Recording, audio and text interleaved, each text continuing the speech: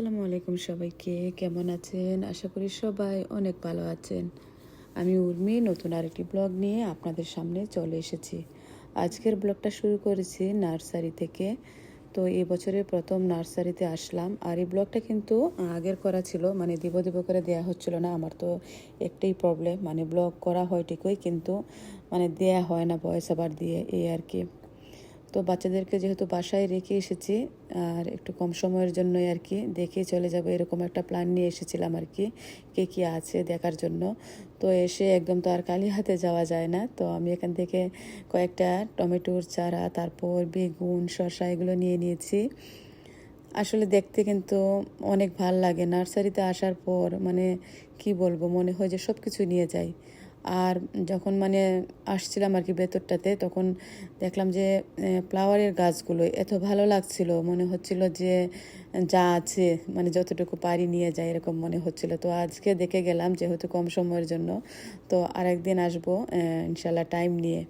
আর এই যে এখানে কচুরি পানাগুলো, মানে কত বছর পরে দেখেছি আমি নিজেও জানি না, মানে বলতে পারবো না লাস্ট কবে দেখেছিলাম বাংলাদেশে থাকতে। আর এই যে আমি মানে ভিডিওতে নিব নাকি মানে দেখবো, এরকম একটা অবস্থা হয়ে গিয়েছিল আর কি। তারপর একটু মানে ভিডিও করে নিয়েছি।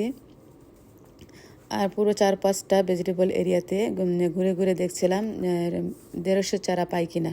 তো দেখলাম যে টমেটোর চারার পরিমাণটাই বেশি, তারপর হচ্ছে গ্রিন পেপার, বিভিন্ন রকমের পেপার, এগুলোই বেশি ছিল।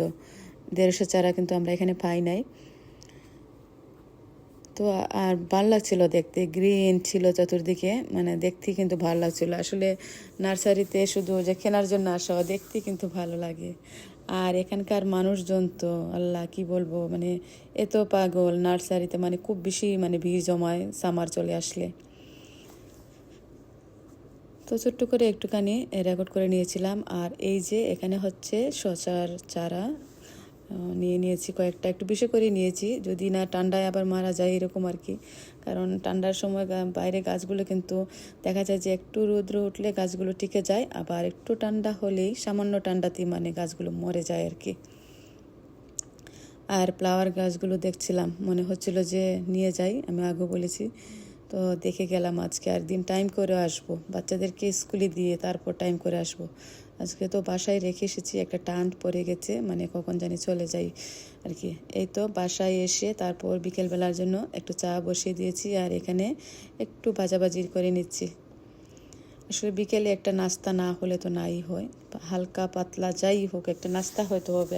আমার মনে হয় মানে সবারই একই অবস্থা, বিকেলবেলার জন্য একটা নাস্তা বানাতে হয়। তো আমরা যখন ছোটো ছিলাম তখনও কিন্তু সেম একটা অবস্থা ছিল, মানে বিকেলবেলা হলে পড়তে বসতাম না, মানে মাগরিবের পরে একটা নাস্তা হবে তারপর।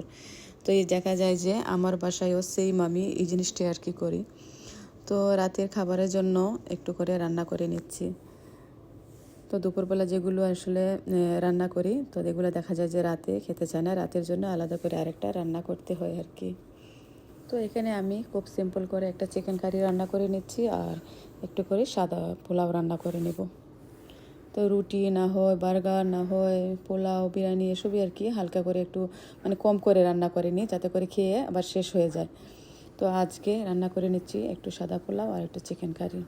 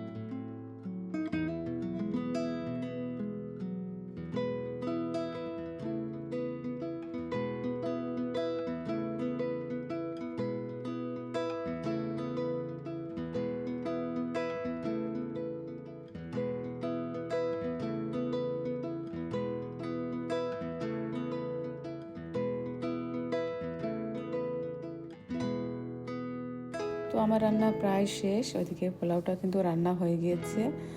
আর এখানে আমি চিকেনের মধ্যে আমার বাচ্চাদের খুবই পছন্দের আলু দিয়ে দিয়েছি। তো আমার মনে হয় কম বেশি সব বাচ্চাদেরই পছন্দ আলু। তো আলু দিয়ে চিকেন কারিটা কিন্তু অনেক মজাও লাগে। আর সব শেষে ঝোলের জন্য একটু পানি দিয়ে দিচ্ছি। এখানে আমি বেশি পানি দেব না, সামান্য পরিমাণ পানি দিয়ে দেব। যেহেতু শুধু রাতের জন্য রান্না করেছি, তো অল্প করে পানি দিয়ে আর কি রান্নাটা শেষ করে নিলাম আর কি। তো প্রায় মাগরিব হয়ে গিয়েছে, আমরা মাগরিবের নামাজ পড়ে এসে তারপর ডিনার খাবো। আর এই যে গরম গরম পোলাও আর চিকেন কারি, খুব অসাধারণ কম্বিনেশন, খুব মজা হয়েছিল। বাচ্চারা তো অবভিয়াসলি অনেক পছন্দ করেছে। আসলে বাচ্চাদেরকে নিয়ে সারাটা দিন এত ব্যস্ততা যায়, মানে সকাল থেকে রাত পর্যন্ত এক একটা ব্লগ যদি আমি মানে দিই আর কি, মানে দেখলে বুঝতে পারবেন কত ব্যস্ততা দিন যায়। তো আমি শুধু বিকেলটা আজকে শেয়ার করলাম, তারপরও অনেক মানে কি বলবো, অনেক কিছু মানে না দিয়ে আর কি শেয়ারটা করেছি। শুধু রান্নাটা আর একটু নার্সারিতে যাওয়ার অংশটা শেয়ার করলাম। বাচ্চাদেরকে নিয়ে কিন্তু বাহিরে খেলতে হয়েছে, অনেক কাজ ছিল তারপরও। তো যাই হোক, আশা করি আপনাদের কাছেও ভালো লেগেছে। সবাই আমাদের জন্য দোয়া করবেন, ভালো থাকবেন। আসসালামু আলাইকুম।